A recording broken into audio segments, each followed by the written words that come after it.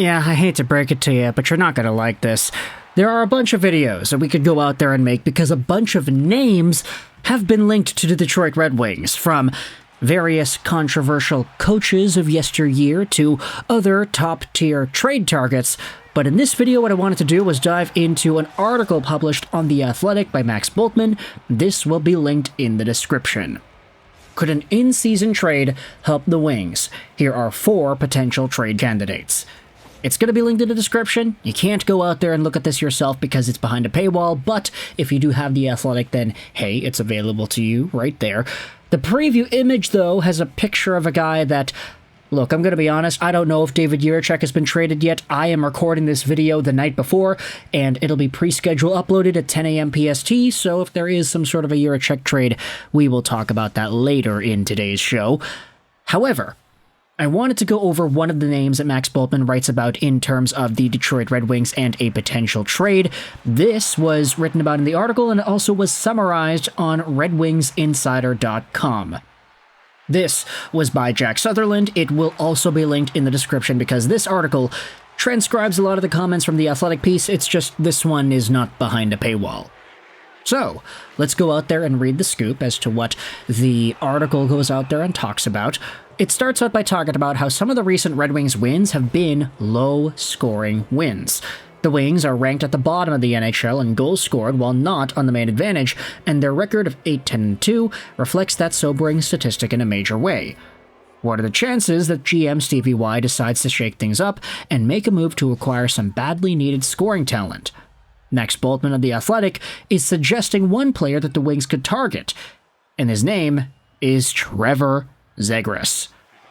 Here is what Bultman wrote about in the piece as quoted by the Red Wings Insider article. Despite a quiet start and coming off a rocky season, Z is a proven producer in the NHL, and the Wings are hurting for offense. He already has 2 60-plus point seasons on his resume, and his combination of vision and skill gives him the potential to go beyond that number. He also fits the age range with Moritz Seider and Lucas Raymond perfectly. Yeah, I wonder why. He was taken just 3 picks after Moritz Seider in 2019 after all. Bultman even noted that Zegras' playmaking abilities could come in handy in the event of Patrick Kane's departure during the offseason or even before. And though Zegras' profile might be a little redundant to the Wings' current forward makeup in the top 6, obvious skill but question marks defensively and in the hard areas, they're going to need a playmaker like him whenever Patrick Kane moves on, which could happen as soon as this summer or even the trade deadline. Here's the thing, if you go over to Zegras and his overall profile for 2024-2025, you're not gonna be too impressed. I mean, the guy has himself 8 points, 20 games played, he's got 3 goals on the year, so he's on pace for a 33-point season, which would be half of what he was capable of doing in prior years. It's definitely not in the same territory, and I think a lot of Anaheim Ducks fans have been kind of on the fence about him and his development. It's kind of unfortunate, it really is, because everybody thought that Z would eventually develop into this #1 dangler. He's got that potential to being, I don't want to say like a Patrick Kane-like guy. Patrick Kane had a 100-point season. He had an Art Ross. I don't think Zegras was ever going to attain that, but maybe 80, 90 points if he were lucky, plus some highlight reel dangles year in and year out. Now, sure, the guy gets the dangles once in a while, but he definitely doesn't have the same effectiveness nor the same conversion rate like he had in prior years.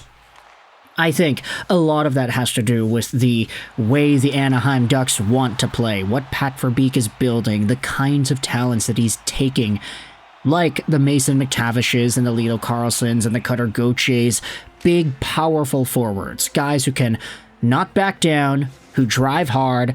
Zegras doesn't necessarily do that. He's a little bit smaller. He doesn't like to attack the middle of the ice with big intensity. He likes to play on the perimeter and make more nifty dangles and plays there to open up space, which is a totally acceptable way to play.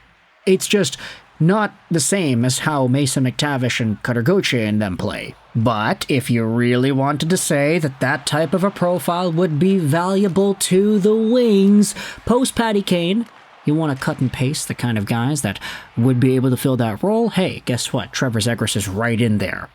But of course, I mean, the guy's making just under $6 million a year until 2026. He's going to need an extension. Whether or not he's able to actually bring value to get an extension that has a pay raise, that's really up in the air.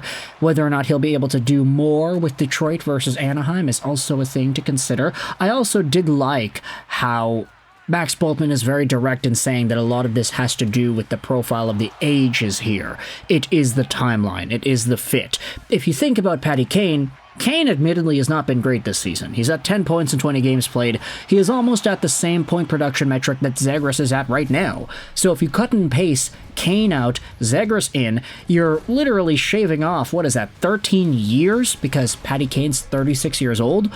And if you're getting similar production, then why not go out there and make this sort of a move? Of course, this would be with the idea in mind that Patty Kane is not going to last forever and that he's not going to stay with the Wings forever. I don't think anybody's really projecting him to have any sort of a long-term future with this team. But it is intriguing how that is one of the avenues you could explore here. If you just wanted to talk about stylistic fits. I mean, having Zegras and DeBrincat sounds like a pretty good idea. I like the sound of that for sure. But of course, it's all based on ideals. You have everything that needs to work out in order for it to work. And that's like the stupidest thing I've said this week.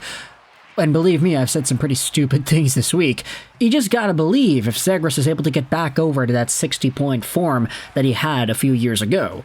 I think it is a little bit premature to think that he's not ever going to be able to do that again, but you also do have to acknowledge the guy is pretty washed compared to those moments in the past. He's definitely not the same caliber of player right now. If you think there's an opportunity for him to get more out of his own game in Detroit, then you can let me know your thoughts in the comment section below.